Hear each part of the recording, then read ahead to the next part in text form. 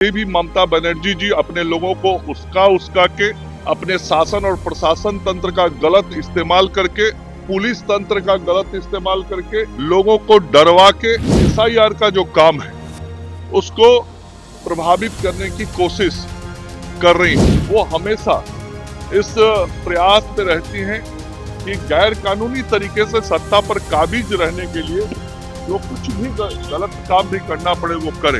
इसका मकसद ही है लोगों को परेशान करना, घुसपैठियों को संरक्षण देना।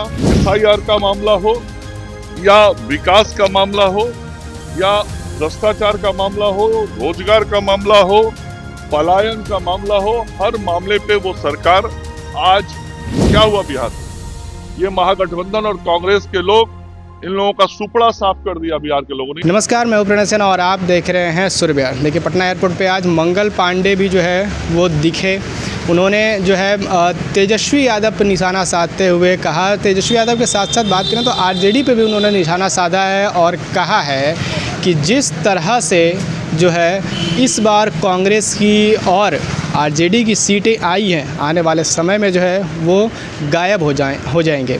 यहाँ बढ़ते अपराध को लेकर बुलडोज़र जो चल रहे हैं उस पर भी उन्होंने कहा कि ये तो कानून का प्रावधान है। जो लोग अगर गलत करेंगे, जो लोग सही जगह पे जिनके मकान या अतिक्रमण जो लगा रहे हैं उनको तोड़ा जा रहा है, तो अगर गलत जगह पे होंगे तो उनको तोड़ा ही जाएगा, ऐसा उन्होंने कहा। बाकी क्या कुछ कहा जो आपको आइए सुनाते हैं। जी के नेतृत्व में एक अराजक सरकार काम कर रही है जिसका मकसद ही है लोगों को परेशान करना, घुसपैठियों को संरक्षण देना, जो लोकतंत्र के हित की बात करे उसका विरोध करना, लोकतांत्रिक प्रक्रियाओं और व्यवस्थाओं का विरोध करना।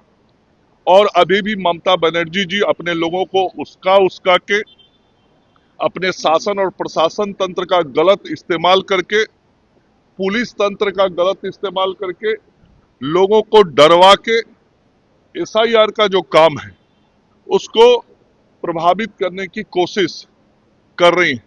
और झूठा बयान जिस प्रकार से ये लोग बिहार में दिया करते थे एसआईआर के बारे में, वैसा ही झूठा बयान पश्चिम बंगाल में अब ममता बनर्जी जी के नेतृत्व में देने का काम लोग कर रहे हैं।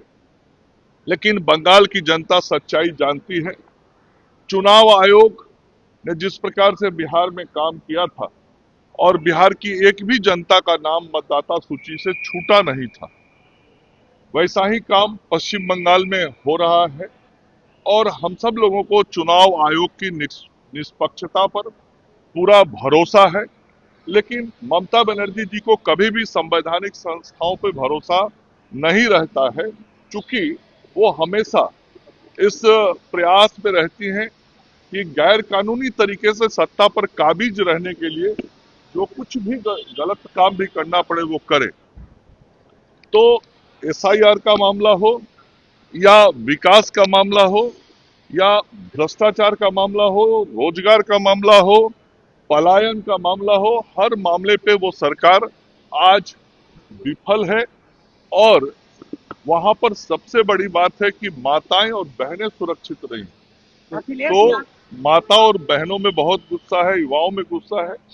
और ममता बनर्जी जी की सरकार का जाना पश्चिम बंगाल की जनता के द्वारा तय कर दिया गया। अखिलेश यादव ने कहा है कि अभी एसआईआर के नाम पे आपका अधिकार छीना जा रहा है, कल बाबा साहब अम्बेडकर के द्वारा दिया गया अधिकार छीन लिया जाएगा। ये लोग जितना भी इस तरह की बात करेंगे, जनता उतना ही मानेगी कि इन लोगों को हमारे वोट और लोकतंत्र पर विश्वास नहीं है।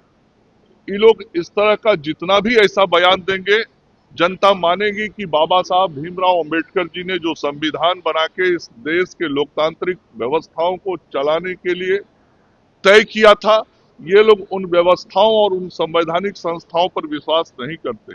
बिहार से यदि सीख नहीं मिला है अखिलेश यादव जी को, बिहार से यदि सीख नहीं मिला है ममता बनर्जी जी को, तो पहले ममता बनर्जी जी को सीख मिल जाएगा कि सही बातों का यदि कोई लोकतंत्र में विरोध करता है तो जनता के गुस्सा का सामना करना पड़ता है। क्या हुआ बिहार में, ये महागठबंधन और कांग्रेस के लोग इन लोगों का सुपड़ा साफ कर दिया बिहार के लोगों ने। ये तो लोकतंत्र जनता ने किया ना, जनता ने माना कि आप हमको भ्रमित कर रहे थे, आप गलत बयान दे रहे थे। आप मीडिया के साथियों को भी कभी कोई मिला जिसने कहा कि मेरा नाम मतदाता सूची में काट दिया गया, मैं मतदाता हूं? इतना बड़ा करोड़ों करोड़ लोग का एसआईआर हुआ और उसमें से एक भी गलती नहीं निकली। ये क्या करते थे राहुल गांधी? आप मीडिया के मित्रों के माध्यम से गलत विषय लाते थे और गलत गलत कागज प्रोड्यूस करते थे किसी का कि ये आदमी का नाम काट दिया गया, ये आदमी का नाम छोड़ दिया गया।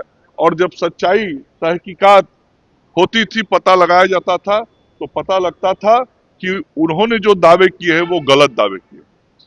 तो अखिलेश यादव जी यदि नहीं समझ पा रहे हैं जनता की भावना को, तो 2 बार तो पराजित हुए हैं, तीसरी बार भी 27 में पराजित रहने के लिए तैयार है। आरजेडी की समीक्षा बैठक हो रही है और तेजस्वी लगातार गायब है। आज भी विधायकों, जीते हुए विधायकों, देखिए जिस तरीके से धीरे धीरे बिहार में कांग्रेस पार्टी अप्रासंगिक हो गई, उसी प्रकार से विकास विरोधी राष्ट्रीय जनता दल भी बिहार में अब अप्रासंगिक होता जा रहा है।